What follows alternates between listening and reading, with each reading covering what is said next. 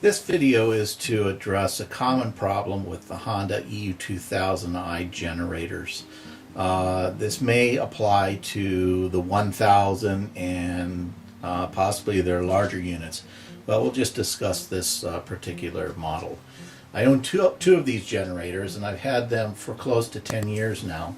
They operate very well, except that I have a problem with the carburetor being gummed up with stale fuel.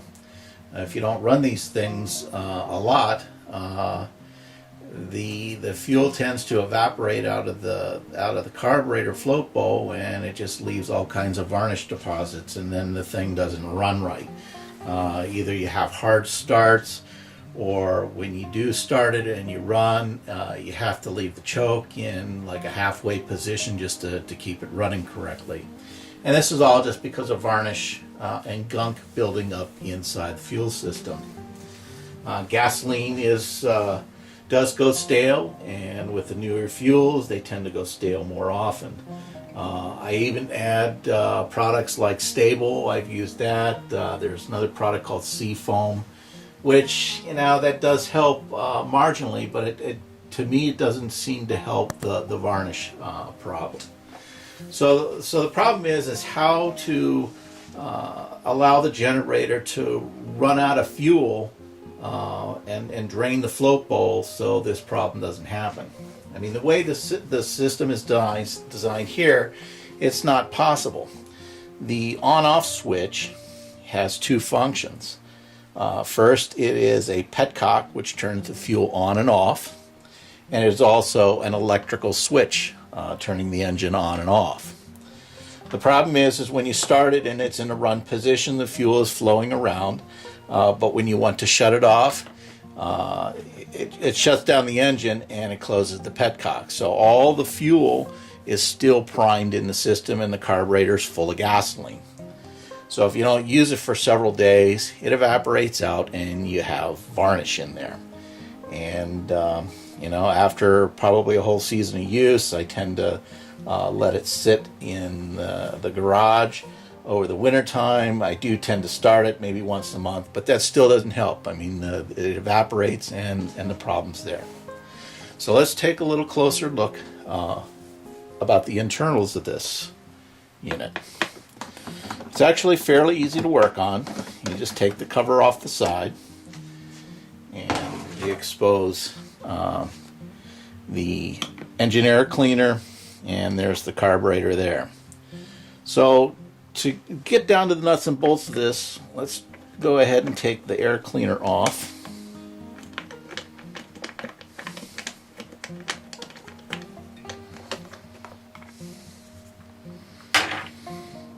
And inside you have the standard foam and this little thing here. So in order to take this assembly off, it's fairly easy. There's a screw down in here, here, and here.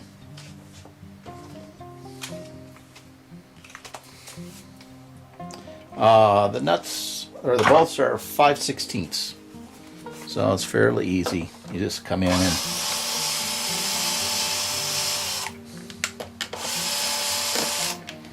take the screws off. There's one there and two up here.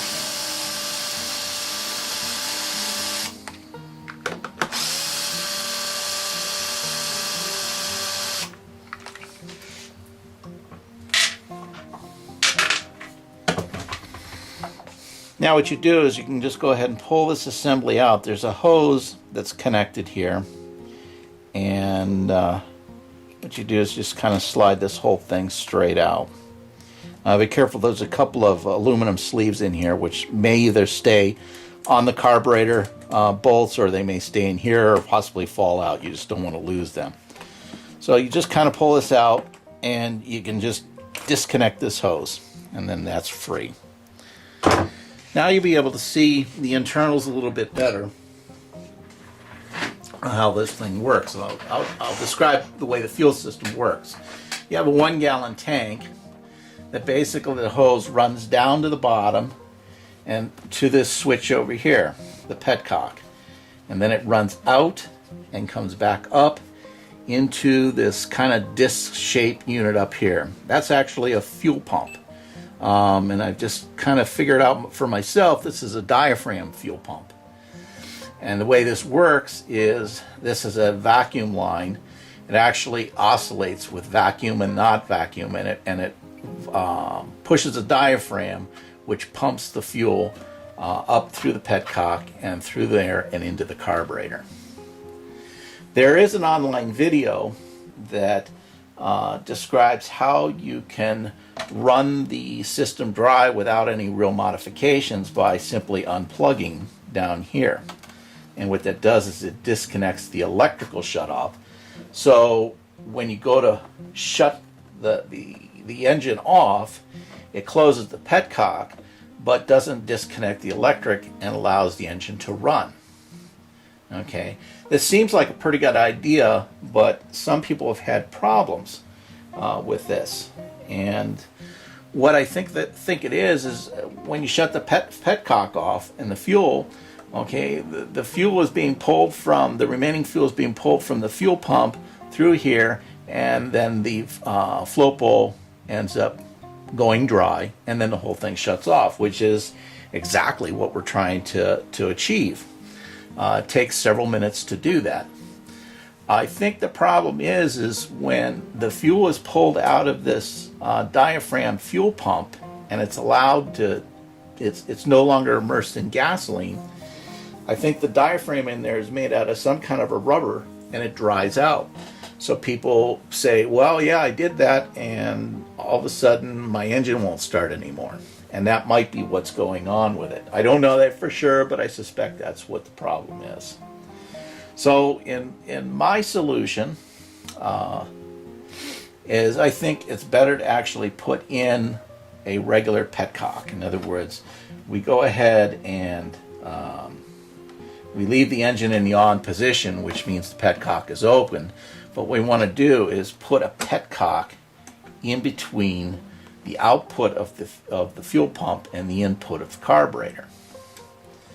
All right, these are two different size hoses, or excuse me, there's two different sizes. This is a special hose. This side's 1/4 inch, and I think this is 3/16. So I'm still experimenting. I haven't found a proper petcock, but I'm thinking about how I'm going to replace this hose and actually put a petcock in between. And probably if the hose that I do, it'll be longer, and I can insert the valve up here through here. That way, by shutting this off, it'll drain the fuel from this side in, including the float bowl, and that's the desired effect. But this would also allow the fuel pump to still be full of gasoline and not have that dry out condition where it may be causing the pump to fail. So that's what I have. I haven't actually done this. I just kind of was putting it out there, see what people have to say in their comments, and whether or not anybody's actually tried this idea. But it's pretty clear I have to do something, because I'm constantly, it's like once a year I have to take this whole carburetor apart and clean all the gum out of it. And like I say, even using products like Stable, even though it helps, it doesn't cure the problem. So any comments or suggestions, go ahead, free to post them down below. Thanks. Yeah, just one quick addition to this video, because I'm sure it's going to come up in the comments that they'll say, well, why don't you just open up the valve in the bottom of the flow pole and drain the gasoline out?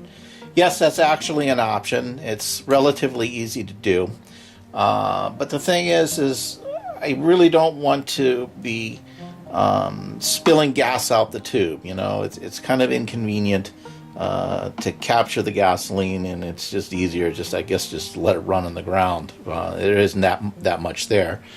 I just don't want the hassle of opening up the unit and having to use a tool to go in there and open this valve so the gas can drain out. I suppose that's good for the end of the season, But like I say, I tend to use my generator, you know, in the summer months.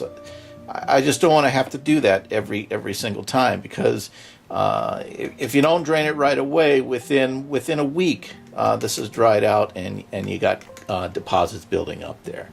So I just still want to use the petcock idea, and not have that hassle opening up the unit. So that's all.